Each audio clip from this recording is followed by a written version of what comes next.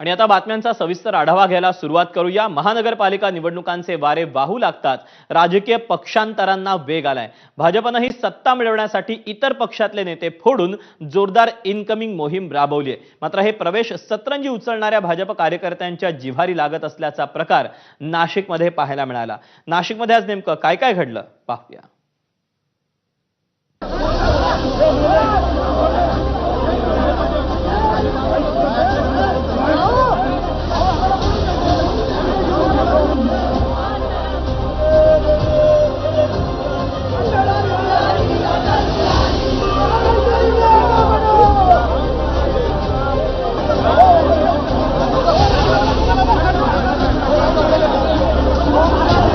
नाशिक महापालिका निवडणुकीच्या तोंडावर आज भाजपमध्ये जोरदार मेगा भरती झाली।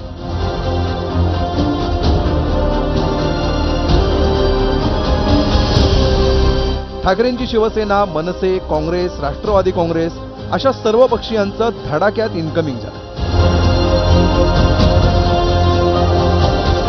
पण त्याचा आनंदोत्सव साजरा होण्याऐवजी नाराजीचा ज्वालामुखी फुटला। आमदार देवयानी फरांदे यांच्यासह भाजप कार्यकर्त्यांचा विरोध डावलून पक्षप्रवेशाचा सोहळा दिमाखात पार पडला।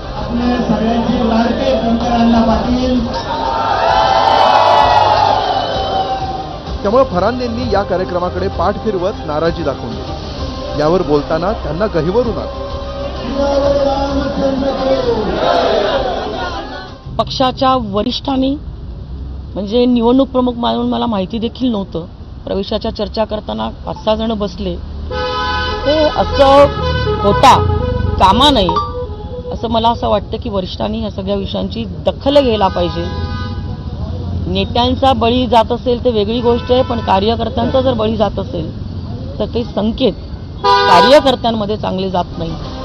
गिरीश महाजनांनी आपल्या परीनं नाराज कार्यकर्त्यांना दिलासा देण्याचा प्रयत्न केला। पक्षात प्रवेश दिला याचा अर्थ तिकीट मिळालं असं होत नाही असं त्यांनी स्पष्ट केलं। नाही, मावळेल थोडा वेळ असतो, पण मी त्यांना सांगितलं की अजून आपण कोणालाही तिकीट दिलेलं नाही।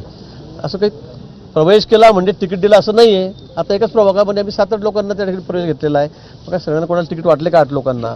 मी त्यांना समजून सांगितलं की हा विषय आपल्याला मुख्यमंत्री महोदयांकडे, प्रदेशाध्यक्ष त्यांच्याकडे बोलता येईल। अजून सर्वांना विश्वासात घेऊनच तिकीट वाटप होणार आहे। नाशिकमध्ये याआधीही अनेकांना भाजपमध्ये घेण्यात आले।